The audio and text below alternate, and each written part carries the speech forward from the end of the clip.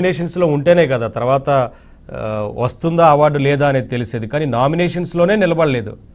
ఎలా అర్థం చేసుకోవాలి? గతంలో కొంతవరకు మన భాగం అంటే మన భాగస్వామ్యం ఉండేది, మన చిత్రాల భాగస్వామ్యం ఉండేది. ముఖ్యంగా అంటే పర్టికులర్గా నేను తెలుగు అని చెప్పను, కానీ భారతీయ చిత్రాలకు సంబంధించి మనం ఏదో ఒక కేటగిరీలో నామినేషన్స్లో నిలబడుతూ వస్తున్నాం. కానీ ఈసారి ఎందుకని ఈ సిచ్యువేషన్?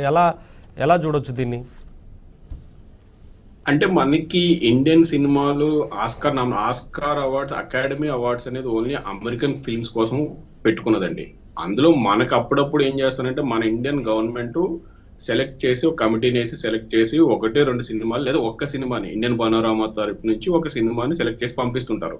అది కూడా ఫారిన్ లాంగ్వేజెస్ లో డైరెక్ట్ ఆస్కార్ పెడదు. కాకపోతే మనం అంత ముందు వచ్చిన అవార్డ్స్ ఏంటంటే 2 అవార్డ్స్ 2 సార్లు వచ్చినప్పుడు గాంధీ 82లో గాంధీ సినిమాకి ఒక కాస్ట్యూమ్ డిజైనర్ వచ్చింది ఒక ఆమెకి.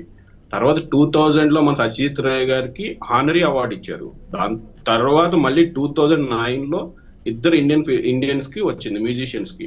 ఒకటి సౌండ్ డిజైనర్ రషుల్ పూకోటి, ఇంకొక ఏఆర్ రెహమాన్ గారికి 2 అవార్డులు వచ్చాయి. అది కూడా ఏ సినిమా బ్రిటిష్ కార్పొరేషన్ ఫిల్మ్. అది అంటే బ్రిటిష్ వాళ్ళ ఫిల్మ్ లో మన ఇండియాలో చేశారు కాబట్టి concept Indian music director, Indian sound designer ఇద్దరు ఉన్నారు, వాళ్ళిద్దరికి అవార్డ్స్ వచ్చాయి. దాని తర్వాత మళ్ళీ కట్ చేస్తే 2023లో మన త్రిబుల్ కొంచెం వరల్డ్ వైడ్ ఆడియన్స్ ని గ్యాదర్ చేసుకోగలిగింది. అంటే ఆడియన్స్ ఫుట్ఫాల్ కానీ ఆడియన్స్ కానీ కొన్ని నెట్ఫ్లిక్స్ ద్వారా అమెరికన్ లో కొంతమందికి వెళ్ళింది. అంటే ఆస్కార్ అవార్డ్స్ అంటే మన ఇండియన్ అవార్డ్స్ లా కాదు. ఇండియన్ అవార్డ్స్ ఎలా ఉంటాయంటే ఎన్ఎఫ్డిసి ఇప్పుడు నేషనల్ అవార్డ్స్ ఇస్తున్నారు, అలాగే స్టేట్ అవార్డ్స్ ఉంది.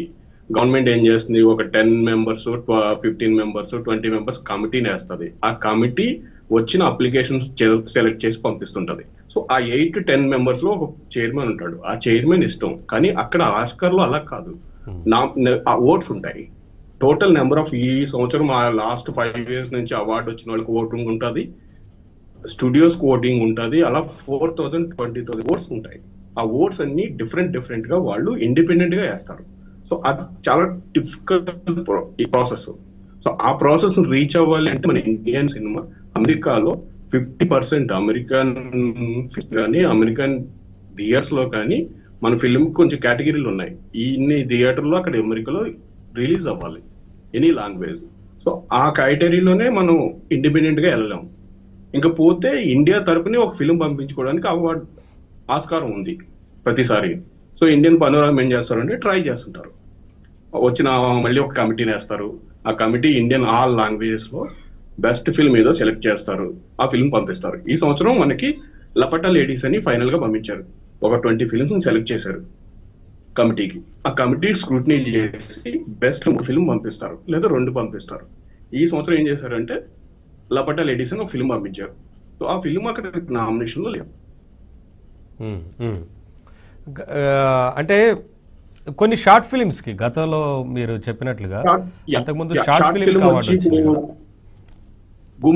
గుమ్మిత్ మోంగా అనే డైరెక్టర్ ఏం చేశారంటే లాస్ట్ టైం ఎలిఫెంట్ మీద ఒక షార్ట్ ఫిల్మ్ చేశారు.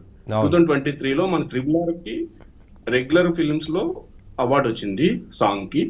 సేమ్ టైం షార్ట్ ఫిల్మ్ లో ఆ ఫిల్మ్ ఎలిఫెంట్స్ మీద చేసిన డాక్యుమెంటరీకి వచ్చింది అవార్డు. సో వాళ్ళకి they knows that short films లో కాంపిటీషన్ ఏంటి, ఏ కేటగిరీ అనేది ఉంటుంది. ఇక్కడ ఏంటంటే feature films, short films, feature films కి కాంపిటీషన్ ఎక్కువ ఉంటుంది. అమెరికన్ ప్రొడక్షన్ కానీ బ్రిటిష్ ప్రొడక్షన్ కానీ